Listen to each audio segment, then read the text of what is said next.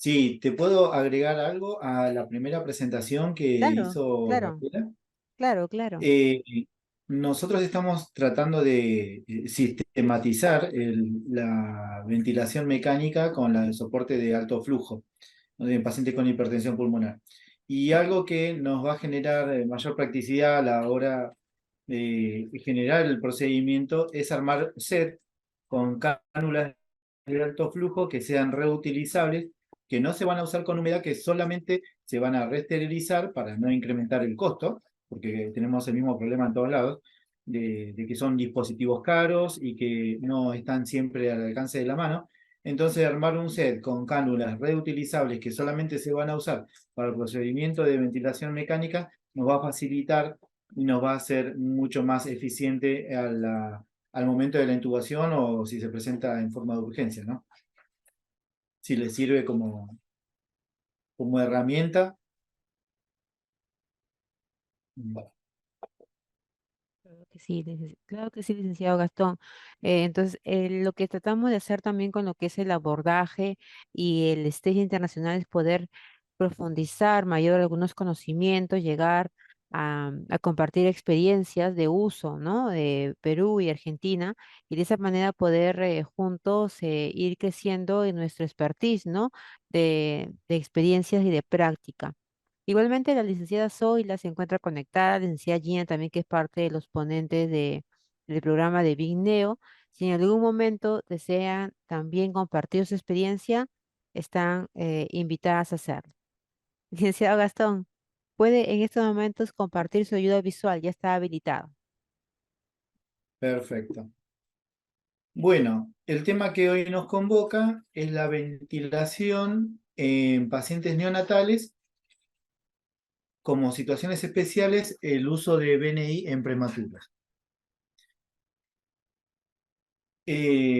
Ustedes ya a lo largo de la diplomatura estuvieron viendo los modos ventilatorios, la diferencia entre la ventilación invasiva y no invasiva. La idea es que podamos compartir hoy, más allá de lo que pueda llegar a ser teoría, la experiencia que, como mencionaba aquel anteriormente, de nuestra experiencia en uso de BNI en pacientes prematuros. Primero vamos a generar identificación sobre los signos de la dificultad respiratoria, como el aleteo nasal, el quejido, la retracción intercostal o el tiraje, la retracción external o tiraje external y la taquipnea. Si vamos a hablar de aleteo nasal, es la dilatación de las cavidades de las fosas nasales que se ensanchan para aumentar el flujo de aire que entra dentro de la vía aérea superior para transmitirse a la vía aérea inferior. El quejido, como sonidos audibles producidos cuando el recién nacido genera una acción contra la glotis que permanece principalmente cerrada para generar una especie de presión positiva al final de la expiración o como también le llamamos autoper. De los espacios intercostales debido al incremento de la presión intratorácica negativa. Estas retracciones afectan no solo a los espacios intercostales, a las retracciones, sino que también afectan a los espacios subcostales y retracciones que generan aumento de los músculos subcostales y los externales. Y retracción o tiraje external, como los movimientos paradójicos, con retropulsión del esternón durante la inspiración debido al incremento de la presión intratorácica negativa. Genera tanta presión negativa dentro del tórax por el aumento de necesidad de volumen que hunde hasta el externón. Y taquipnea, una frecuencia mayor a 60 respiraciones por minuto, que indica generalmente una dificultad respiratoria. Para nosotros es un límite muy importante la frecuencia respiratoria con una velocidad de 60 respiraciones por minuto. En la mayoría de los casos también limita el sistema en cómo se va a alimentar este paciente. Pero estamos hablando de pacientes prematuros, ¿no es cierto? ¿Cómo van a encontrar ustedes? Seguramente lo vieron en los repasos anatómicos y cuando hablaron de modos de diferentes tipos de modos ventilatorios, cuál era el más adecuado, depende de la edad, depende del tono muscular. Nosotros estamos hablando de pacientes prematuros de a partir de 32 semanas que ya estamos generando la necesidad de que salgan desde quirófano con ventilación no invasiva. ¿Por qué? porque se presenta la dificultad de que las paredes de todo el paquete muscular y nervioso que va a usar para la ventilación está en desarrollo o tiene poco volumen de tejido muscular, lo que va a facilitar de que se genere un agotamiento mucho más rápido que en un paciente, en un bebé de edad más avanzada. Por eso tenemos que pensar en cuál va a ser la forma más temprana y más eficiente para poder administrar ya sea o fracción inspirada de oxígeno o presión en este tipo de pacientes. Todos estamos de acuerdo que la oxigenoterapia es un tratamiento que está basado en la administración de una droga. Es importantísimo seguir considerando el oxígeno como una droga y que se usa mucho en neonatología.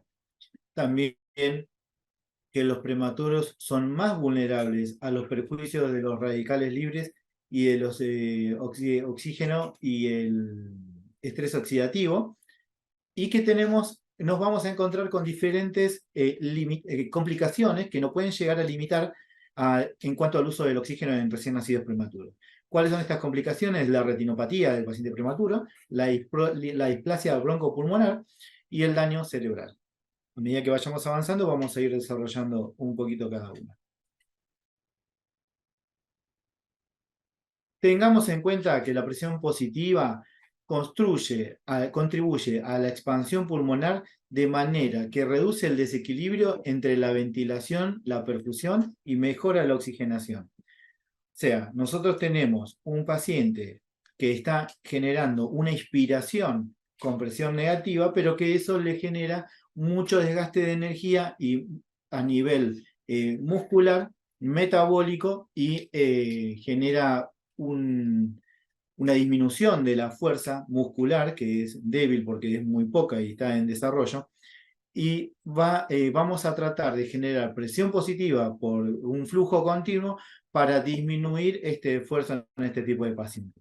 ¿Por qué es importante tener en cuenta el efecto de la presión positiva? Porque no es solamente la inhalación del flujo, el paciente no está respirando por sus propios medios, le estamos aportando un flujo extra que lo que va a hacer que cuando el paciente inspire, incremente la presión intratorácica, transpulmonar, pero sigue ingresando con presión negativa, pero con un soporte de presión positiva. Con esto vamos a lograr que se disminuya o prevenir el colapso alveolar, que es recurrente por la pérdida de proteínas y ayuda a conservar el agente tensoactivo que es el surfactante, ¿cierto? En los niños que respiran espontáneamente, todos pueden recibir CPAP evitando la intubación endotraqueal. Una de las bibliografías que compartimos es del Cochrane, que habla de menos es más, que no recuerdo de memoria cuántos años tiene el artículo, pero creo que ya está más de 6, 7 años que tiene este artículo, donde ellos promueven, es un trabajo multicentral, no me sale la palabra, perdón, multicéntrico, donde hacen hincapié de que las posibilidades que se le pueden dar a los pacientes prematuros siempre va a ser más beneficioso poder llegar a ser que no hacer. Muy similar a lo que se plantea en el RCP. Siempre la posibilidad de generar un respaldo para mejorar la calidad ventilatoria del paciente va a ser mejor que no hacer, porque no hacer nos va a llevar a un agotamiento inminente. Pero esto también conlleva determinados riesgos. Por eso la idea es poder hacer lo que se necesite para el paciente, no lo que nosotros tengamos en disponibilidad solamente, sino de evaluar en forma multidisciplinaria, con criterio, generando equipos de trabajo para poder brindar a este tipo de pacientes lo que necesite lo más justo posible. Volviendo a la presentación, los recién nacidos de pretérmino presentan condiciones anatomofisiológicas que hacen particularmente vulnerables a los efectos de la oxigenoterapia. Por tal motivo, el cuidado debe tener en cuenta aspectos primordiales. ¿Cuáles van a ser estos aspectos primordiales? Como mencionábamos recién, primero tenemos que determinar la certeza de la necesidad. ¿Por qué le vamos a administrar un flujo continuo a este paciente si lo requiere, si lo requiere con fracción de oxígeno, mayores a 21%, o si con 21%, pero con la presión positiva de respaldo es suficiente. Implementar tratamientos con precisión. Ahora vamos a ver en una de las diapositivas cuáles son los rangos deseados en cuanto a necesidades de oxígeno del paciente en función de las alarmas que podamos determinar en los dispositivos que administramos presión o flujo, para poder mejorar o hacer más eficiente esa saturación de oxígeno que puede generar ahora con los cambios de valores que se incrementaron, da un rango más amplio, pasa de 85 a 89 y de 91 a 95, amplía el rango de saturación de oxígeno, aumentando el éxito en los procedimientos con presión positiva o flujo, pero una de las complicaciones o riesgo que se presenta es la de retinopatía de prematuro, o incluso también a largo plazo la displasia broncopulmonar.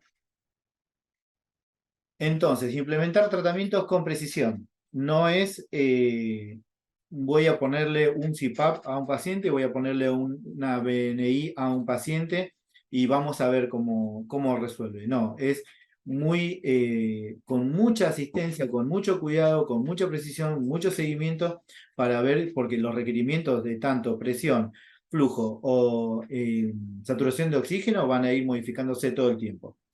Y la única forma de prevenir las complicaciones es estar en forma presente, continua, sobre todos los procedimientos que se le van a realizar a este tipo de pacientes mediante la administración de oxígeno. ¿De qué forma voy a administrar oxígeno a los recién nacidos prematuros? Esta sería la secuencia indicada para la administración de oxígeno a un recién nacido. Mezclado. ¿A qué nos referimos con mezclado? Dijimos que si tiene una fracción inspirada de oxígeno, el aire ambiental tiene una fracción inspirada de oxígeno de 21%, pero necesita más, necesito un dispositivo que es el blender, que nos da la posibilidad de manejar diferentes rangos de flujo con diferentes rangos de fracción inspirada de oxígeno, que pueden variar desde el 21% hasta el 100%. Igualmente, consultado con personas de electromedicinas, bioingenieros, porque cuando generamos la regulación o la calibración de estos equipos, nunca nos queda exactamente al 21%. Entonces lo que nos explicaban era que hay un rango de error en la calibración de estos equipos que puede variar en 1 o 2 puntos. Eso también hace la diferencia de que si yo tengo un paciente con presión positiva o flujo continuo con aire comprimido y por necesidades del paciente lo paso a oxígeno al 21%, puede ser que el equipo me entregue 1 o 2 puntos de más, que es lo que hace la diferencia de la presión de aire ambiente. Calentado. ¿Por qué voy a necesitar que sea calentado? El recién nacido tiene una inspiración, un flujo determinado, al cual yo le voy a aumentar el volumen, pero no está preparado para recibir ese tipo de volumen si no estuviese en forma calentada, porque la necesidad del paciente asociada a los beneficios de la humedad y el filtrado que genera la vía aérea superior no se van a encontrar porque estoy administrando mucho más flujo de lo que el paciente necesita.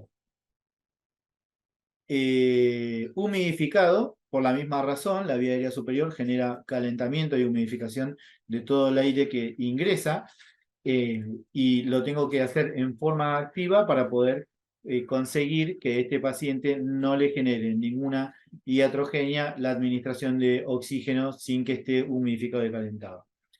En concentración conocida nos referimos a la administración del blender.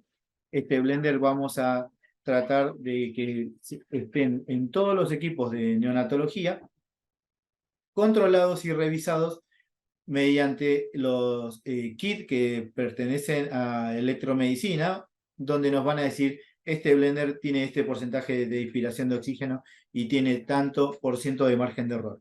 Si nosotros, algo que nos pasó como experiencia, de que encontrarnos en una terapia intensiva, donde los recién nacidos pretérmino, con administración de oxígeno por blender, con flujos bajos y porcentajes de FIO bajo, todos saturaban por encima del 97-98%, y algunos al 100%. Entonces tuvimos la visita de un interconsultor, uno de los jefes del servicio, que al observar los monitores con un porcentaje, gran porcentaje de pacientes que saturaban entre 98 y 100%, nos pidió que rechequeemos el porcentaje de oxígeno que entregaban estos blenders y se pudo constatar de que los blenders estaban entregando un 10%, entre un 5 y un 10% más de porcentaje de oxígeno según los seteados por la falta de recalibración. Así que tuvimos que hacer algunos cambios y algunos reajustes para que estos equipos vuelvan a administrar el porcentaje de oxígeno que nosotros deseábamos. A eso nos referimos con que es una terapéutica controlada, que lo más precisa posible. Yo tengo que confiar en el equipamiento que estoy utilizando para la administración de oxígeno, pero ese equipo tiene que estar perfectamente chequeado. Y en cuanto a monitorización, no sé si a ustedes les pasó alguna vez tener diferentes equipos. Ven que acá tenemos un equipo con tecnología máximo, que nosotros tenemos dos tipos de tecnología para saturación de oxígeno, que varían según el porcentaje de perfusión, el relleno capilar que tiene el paciente y la posibilidad de medir el del tiempo de llenado capilar que tienen los equipos.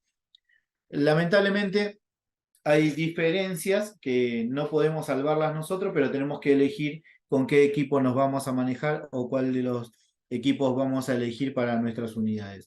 Nosotros lo que hicimos fue dividirlo en dos: los equipos con tecnología máximo, que por una cuestión de solo de costos tuvimos que reducir la cantidad de pacientes que iban a utilizar estos equipos. Lo dedicamos exclusivamente a los pacientes en terapia neonatal, y los pacientes con otro tipo de tecnología los estamos utilizando para pacientes con menor complejidad.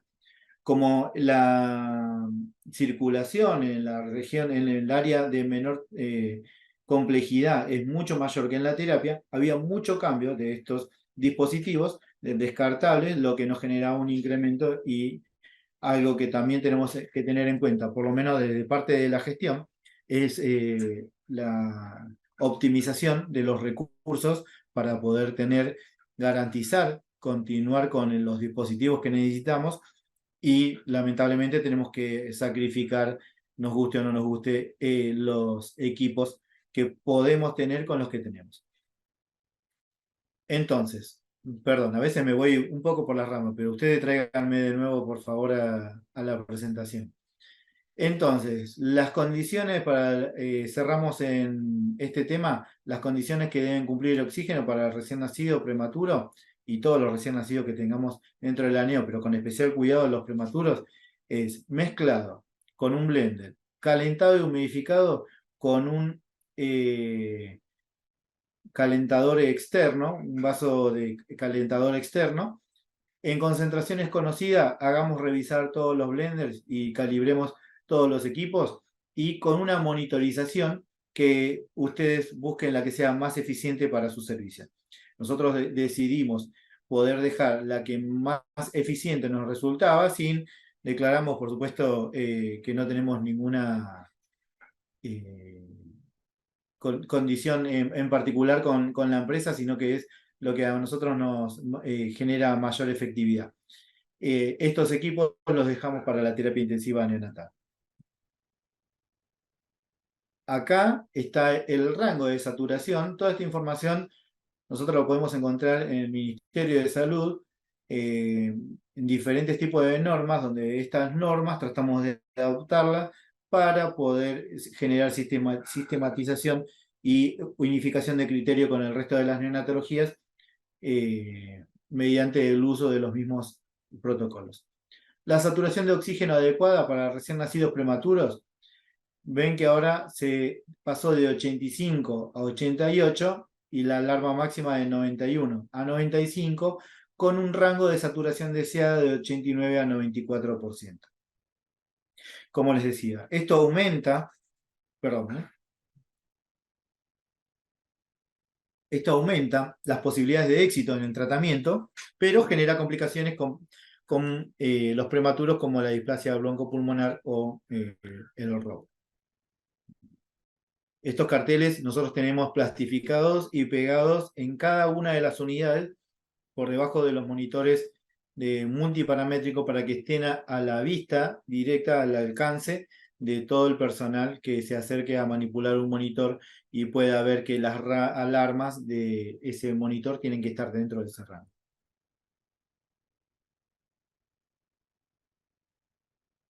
Ahora, cuando hablemos de soporte respiratorio no invasivo en neonatología, vamos a tener en cuenta 2 o 3 modos que son los principales que usamos.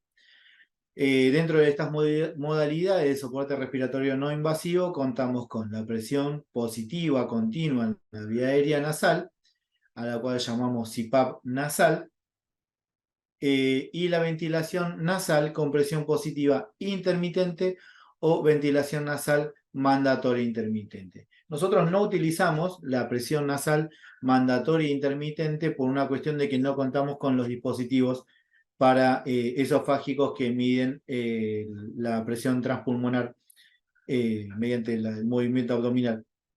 Así que todos los sistemas de ventilación no invasiva que usamos son no sincronizados.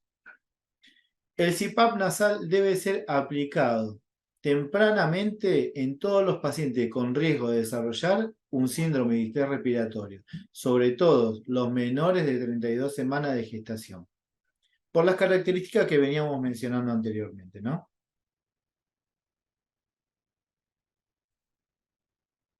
Acá hablamos sobre el flujo continuo. ¿Qué es el flujo continuo? Es administrar una fuente de gas con un flujo constante que genera CPAP al aumentar la resistencia al final de la rama expiratoria dentro del circuito. Ya acá estamos hablando de un equipo, un ventilador que genera presión positiva, un flujo continuo y la PEP, estos son dos circuits de diferentes generaciones. Este tenemos de cuando yo llegué ya estaban, y creo que cuando mi jefa llegó también ya estaban. Y este es uno de última generación de la misma empresa de Secret. El Secret, o cualquiera de las dos generaciones, cualquier respirador convencional que genere flujo continuo, la PEP la va a regular mediante la válvula de flujo expiratoria. Y por supuesto eso tiene una calibración que la regulamos nosotros. También utilizamos el sello de agua. El CPAP con sello debajo de agua o de burbuja, donde la presión depende de la profundidad que está sumergido la varilla dentro del agua, el extremo de la rama expiratoria. Fíjense, no sé si se puede ampliar, si quería ver que vean este dispositivo que es de Drager, es una mezcla, no puedo ampliar la imagen, perdón, vuelvo atrás. Este es un frasco de CPAP de burbuja convencional, al cual conectamos a la rama inspiratoria, va a salir desde el oxígeno y la rama expiratoria va a estar conectada a la columna de flujo, que es lo que va a generar la PEP. Los centímetros son directamente proporcional al nivel de presión positiva al final de la aspiración. El flujo de gases se establecerá entre 4 a 6 litros por minuto y nosotros vamos a regular la presión positiva incrementando la cantidad de líquido dentro del frasco. A medida que si nosotros vamos a dejar dentro del frasco unos 4 centímetros de agua, vamos a generar 4 centímetros de PEP. Y así vamos a ir incrementando de a 1 centímetro según la necesidad y según la clínica del paciente, y en base a eso vamos a ir midiendo la fisiología de la PEP que necesitemos. ¿Vamos bien? ¿Muy rápido? ¿O se entiende bien todo hasta ahora? Sí, está bien. Buenísimo. Ahora, vamos a hablar de la presión positiva intermitente, la ventilación nasal con presión positiva intermitente o BNPPI. En algunos respiradores viene este modo, en otros solamente viene como CPAP ciclado o BPPI y nada, vamos adaptando, así como adaptamos la pieza, se recomiendan que sean piezas cortas para disminuir la resistencia, mientras más grande sea o larga sea la pieza, mayor genera resistencia, pero recomendamos las piezas cortas que van a disminuir la resistencia a la salida del gas.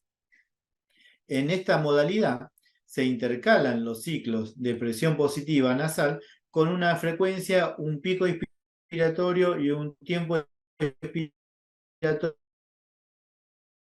Si tenemos el modo del sistema en el respirador convencional más el sensor transesofágico, para medir la ventilación nasal, o si no, como lo hacemos nosotros, que no tenemos ese sensor, y lo que hacemos es presión positiva con pieza nasal sin estar sincronizada.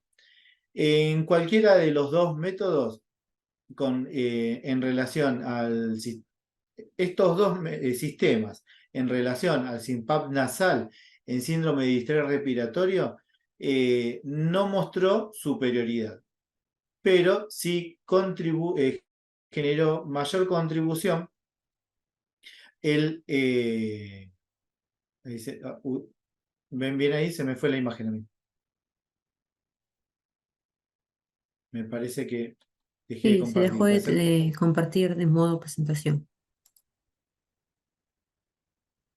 Perdón, fui yo. Algo toqué.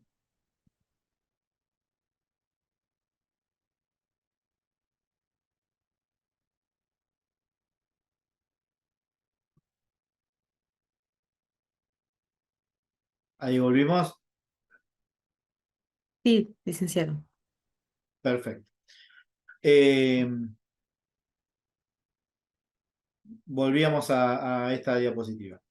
Entonces, el CPAP ciclado con pieza nasal de presión positiva, aunque esté sincronizado o no sincronizado, no ha demostrado su superioridad con respecto al CPAP de burbuja en síndrome de distrés respiratorio en el inicio del tratamiento, pero sí pudo demostrarse que fue superior en la disminución del fracaso de la extubación al disminuir la frecuencia de las apneas.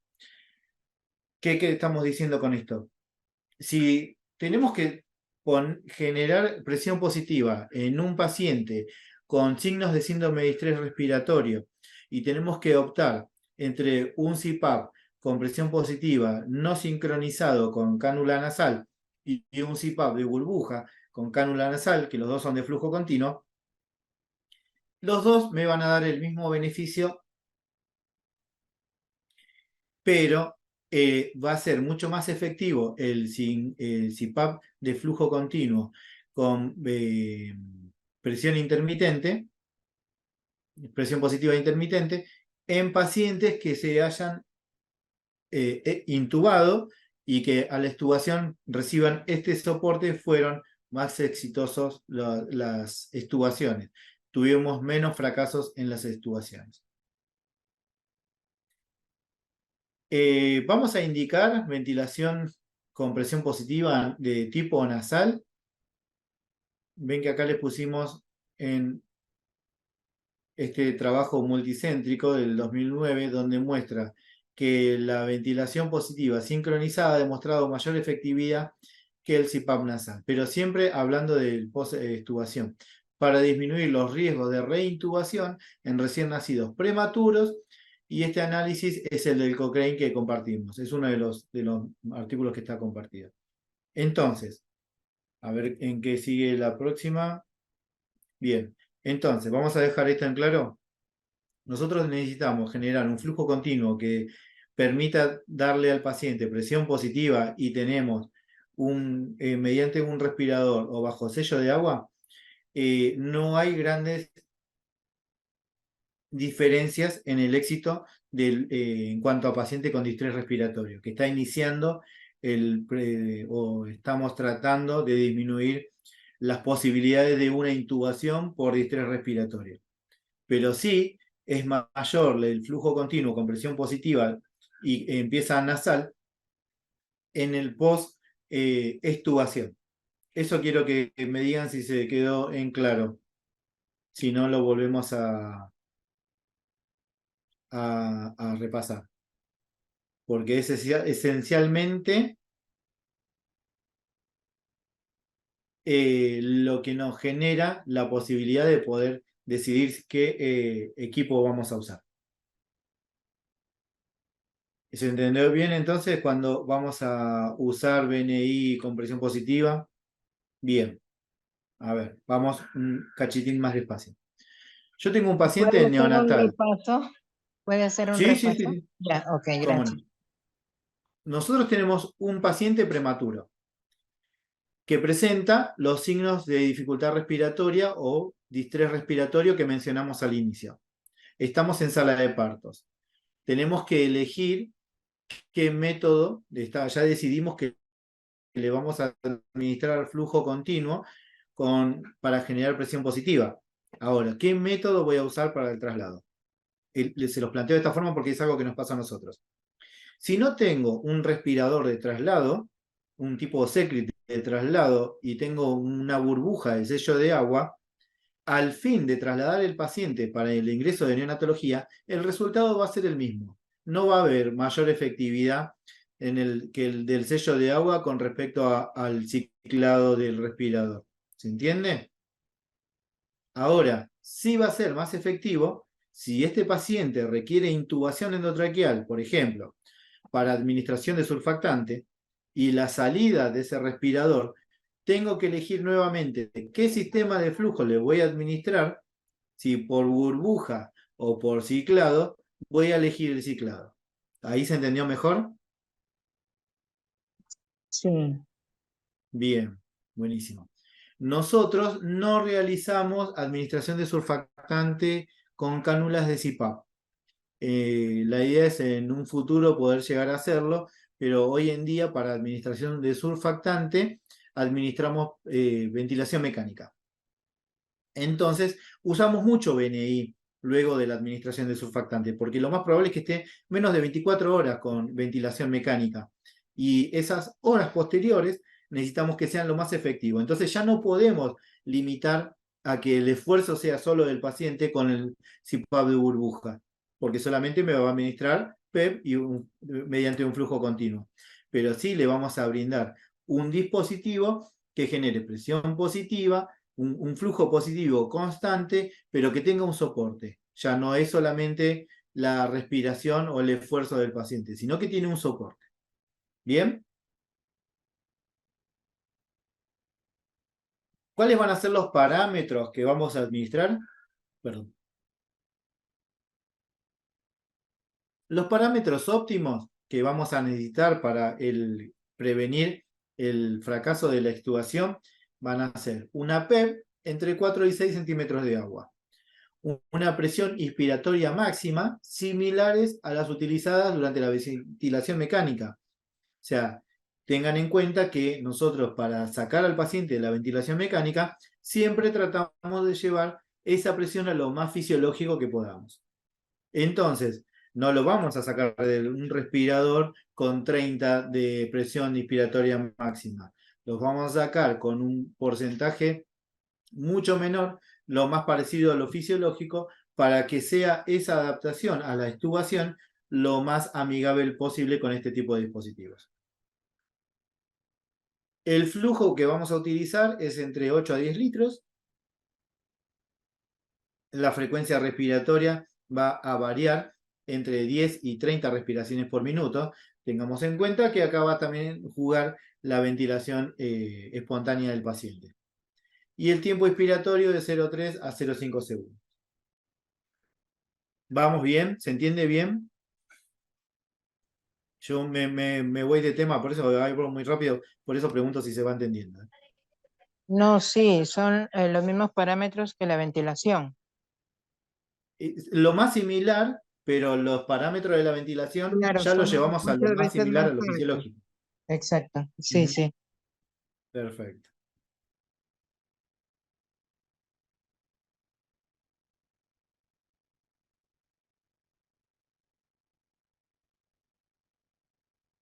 Entonces, como soporte respiratorio, en recién nacidos pretérmino, vamos a pasar por estas instancias. Ustedes fíjense. Ay, perdón. Licenciado Gastón, una preguntita. Sí, Independientemente del tipo de problema respiratorio, más o menos se utilizan esos parámetros que usted nos está diciendo. esos parámetros son principalmente de salida respiratoria. Vos imagínate que si tenés que, volvemos a los números si querés, mirá, la PEP Sí, entre 4 y 6, ujú, lo más fisiológico. lo más fisiológico que se pueda, tendiendo Perfecto, más a bien. 4 que a 6. Ujú, La presión inspiratoria máxima de 14 a 22. O sea, si lo tengo en un rango de 14 y 22, ¿para qué lo ventilé? ¿No es cierto? No, no, mucho requerimiento de presión máxima no tenía. Esto es porque lo fuimos bajando, midiendo la tolerancia, pero sabemos que lo ideal sería lo más bajo posible para evitar la displasia pulmonar. Pero si tenemos 22 de pico, es lo que es, nosotros seteamos por lo general como presión positiva en el NeoPAF, y sale, va a ser mucho más amigable. Va a ser más parecido a lo que la presión transpulmonar que genera el paciente. El flujo para generar esta presión de entre 8 y 10 litros, y la frecuencia respiratoria varía entre 10 y 30. ¿Por qué 10 y 30? Siempre teniendo en cuenta la respiración del paciente, porque yo el paciente para esta situación no es que lo voy a tener sumamente sedado. Estamos hablando de un paciente prematuro al Hay que cual lo respirar. ventilé por un proceso fisiológico como el distrés respiratorio, y que en salida yo no lo voy a tener con altas dosis de sedación. Lo voy a tener más bien despierto, con respiraciones espontáneas. El CPAP de burbuja sí o sí tiene que tener respiración espontánea, y en el CPAP ciclado lo que me permite es disminuir por ahí quizás un poco más la frecuencia respiratoria para poder intercalar con las del paciente. ¿Mm? ¿Se entiende? Sí, ¿Quedó más sí. claro ahí? Bien. Sí, quedó más Buenísimo. claro. Gracias. Sí. Me encanta que pregunten, por favor, porque así es más interactivo. Y no se quedan con las dudas. ¿Mm? Entonces, en cuanto a soporte respiratorio en el recién nacido pretérmino, yo tengo el CPAP nasal, que es un paciente con clínica de distrés respiratorio, o sea que dijimos que en la sala de parto yo puedo administrar, es más, el RCP neonatal, que también lo compartimos, recomienda la salida de quirófano de estos pacientes menores de 32 semanas con presión positiva. O sea que el 90% de los pacientes, los que no salen ventilados, salen con CPAP, para no generar un esfuerzo, un aumento del esfuerzo de presión negativa que tiene que realizar el paciente para respirar. Entonces le genero un CPAP nasal. No hace falta que se administren grandes porcentajes de fracción inspirada de oxígeno. Yo lo puedo tener con FIO de 21 en CPAP. Lo que necesita es presión, no necesita fracción de oxígeno. Pero además, si necesita fracción de oxígeno por desadaptación, por hipertensión pulmonar, por lo que sea, yo lo puedo aumentar. Acá lo pusimos en secuencia como si fuese el mismo paciente, pero fíjense que este paciente salió de quirófano con un CPAP nasal, entró a la neonatología. Frente al fracaso del CPAP nasal, no, cuando hablamos de fracaso es porque tenemos que cambiar de modo, no porque se haya ejecutado de mala manera. O sea, no fue suficiente el CPAP para este paciente, se genera un incremento del distrés respiratorio, se pone en riesgo ya la claudicación del paciente. Entonces, si hacemos una imagen radiográfica, obtenemos una imagen radiográfica y la membrana tiene una membrana hialina moderada, va a requerir de líquido surfactante. Entonces, frente a las condiciones de la edad y la condición respiratoria, le ofrecemos ventilación mecánica para la administración de surfactante. ¿Es efectiva la administración de surfactante? Lo tengo 24 horas en ventilación mecánica. El paciente está con confort en la ventilación mecánica, no tiene ningún tipo de esfuerzo respiratorio más allá de lo espontáneo que pueda generar, porque también no lo vamos a tener sedado y paralizado. Va a estar con algún tipo de sedación para no competir si hace falta, con la ventilación mecánica. Pero cuando este paciente sale de la ventilación mecánica con éxito, va a presión positiva intermitente con cánula nasal. Fíjense que en las diferentes imágenes, este paciente, bueno, es un dibujo, pero me gustó lo gráfico que estaba todos los dispositivos, ¿no? Hasta el enchufe. Este paciente que ingresó con CPAP, recién nacido, tiene un estrés determinado.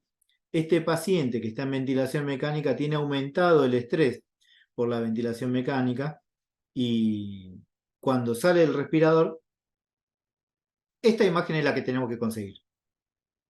¿Se entiende? Un paciente que tiene un incremento de presión positiva, una administración de presión positiva por una pieza nasal, pero fíjense esa cara, la relajación, la postura y la relajación que tiene ese paciente. Ahí podemos decir que esa ventilación es confortable. Bien. Puede darse el caso de realizar INSURE o ustedes no lo realizan o qué tan recomendable es, porque en mi unidad a veces realizan ese método, o sea, intuban, aplican el surfactante y sigue con el CPAP. Que nosotros todavía no. La idea es las próximas etapas de crecimiento del servicio, poder generar una administración de surfactante con una sonda orogástrica en la vía aérea inferior, poder retirar la sonda y que quede, y siga el paciente con CPAP ciclado.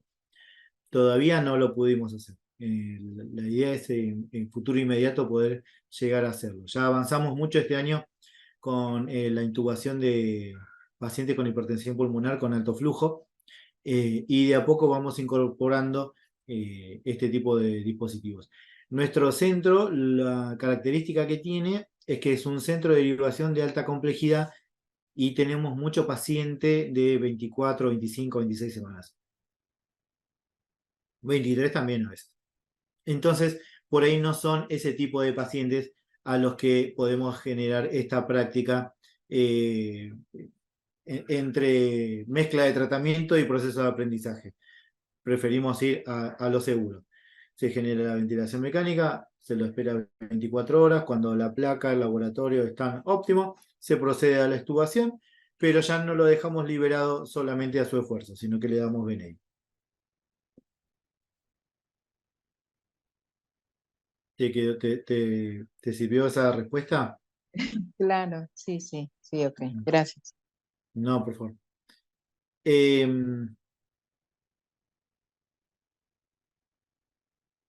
Como habíamos mencionado antes, bueno, este es si no me equivoco, este es el trabajo de Cochrane, donde muestra la efectividad. Acá habla de que el mayor análisis retrospectivo de presión positiva intermitente sincronizada post-extubación por apneas versus tratados con CPAP nasal sobre 469 pacientes menores de 1.200 gramos, se observó una menor incidencia de BiPAP y DiPAP con respecto a su muerte en el subgrupo de pretérmino menores de 750 gramos, con CPAP.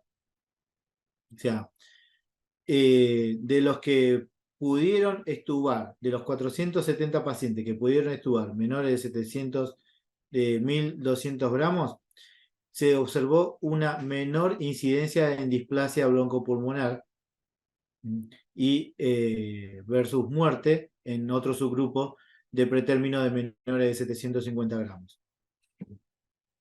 Y esto comparado con los que recibían presión positiva por flujo continuo, pero sin estar ciclados, solamente en CPAP nasal. La Marí.